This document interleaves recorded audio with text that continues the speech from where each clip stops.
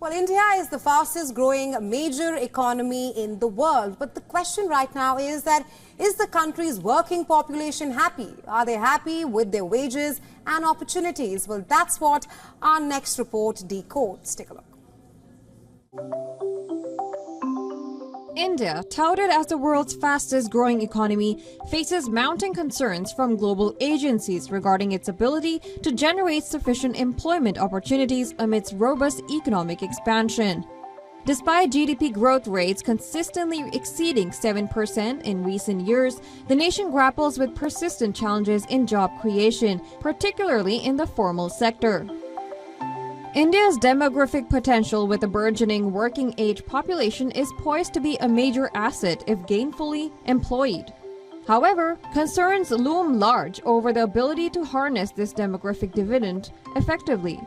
India's workforce, which totals 593.7 million, predominantly engages in the informal sector, where job security and welfare benefits are often inadequate.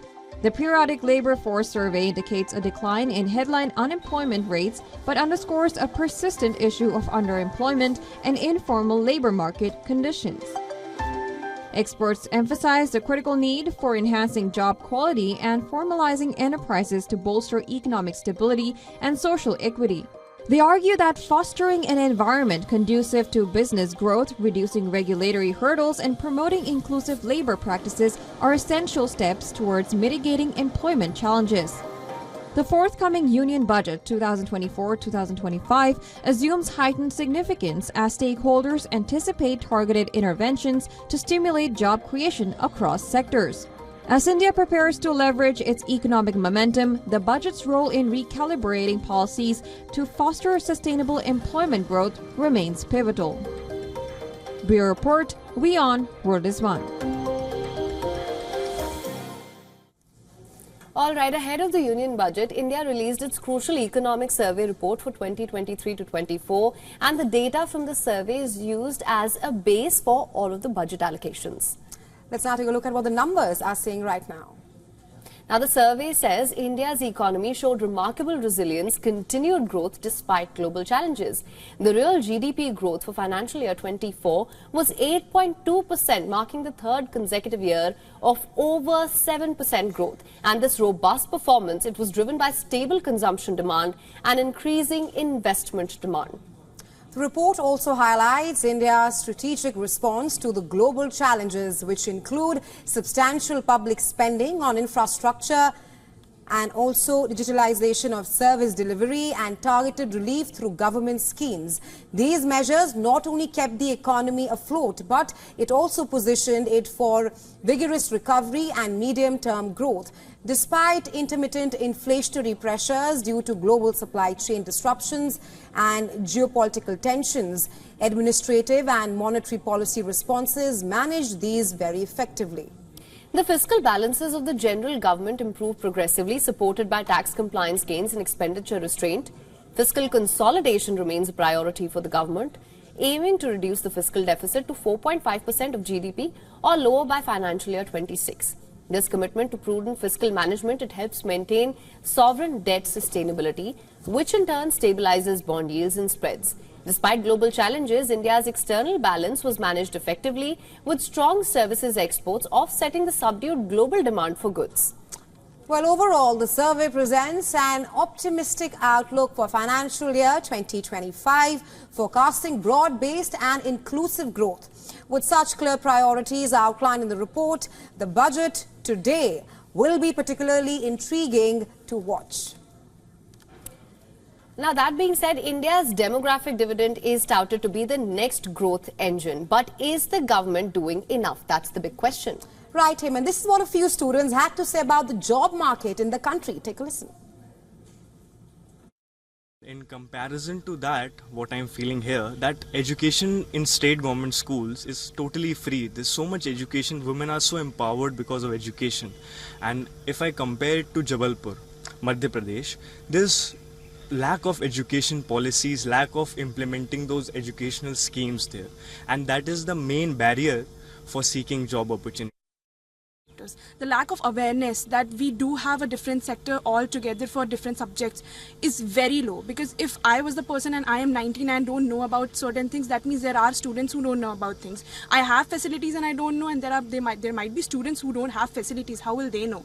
So the employment opportunities like this only is very niche, like getting to know about history. What will you do? Being a teacher, museum, artist? There is nothing else about it, which led me to this journalism prospect. So the lack of awareness among students is in such a huge level that it is distorting the mindset of the student and what to do. Talking specifically about the public healthcare system, I feel that they are doing their best, and of course with coming policies there's always teething problems, and that can be dealt with eventually by proper feedback and by getting to know what the people think about these healthcare systems. Reports show a growing debate on the reliability of India's jobs data. WION earlier spoke to Mithali Nikor, an economist, on the employment landscape and her take on the debate tickers. So I think going forward, what the government of India is doing is absolutely right. At the end of the day, we are improving our data systems. So of course, we would want global organizations to take our data systems and real data that we are able to provide into account when they are making projections. Of times, the size of India's informal economy, for example, which generates a lot of the employment, often gets missed in the international organization projections, whereas the periodic labor force participation survey for the first time attempts to even understand the size of the informal job market by talking to people and by also estimating the size of those who are in self-employment. Who might be doing small enterprises, who might be doing their own work. So I think it's very important to go by the Government of India data because it's far more comprehensive. All right, she went on to speak about India's informal sector and how this constitutes a big chunk of the country's job market as well. Listen to this. Report said it all. It definitely is, because it's half the population lives there. 60% of the employment comes from the agriculture sector. Agriculture provides crucial inputs for industry, and industry provides demand for goods from the rural sector. So it's a synergistic relationship, and one cannot grow without the other. Rural sector is a very critical sector, and in fact, agriculture, we are self-sufficient in food, and we are the largest and second largest producer in several commodities, agricultural commodities. And from a food deficit country, we have now become an exporter of food grains to the world. So agriculture is very important, and agriculture and the rural economy, I won't say just agriculture, the rural sector has become very important. Well, coming to the rural sector's wish list for the budget, listen in to what she had to say on this. Framework would remain within, it would be marked by continuity. There would be, the whole push would be towards a Viksit Bharat, how to make India a developed country while remaining within the fiscal prudence limit. So now all this cannot happen if you ignore the agriculture sector, if you ignore the rural sector, if you ignore half the population that lives in these areas.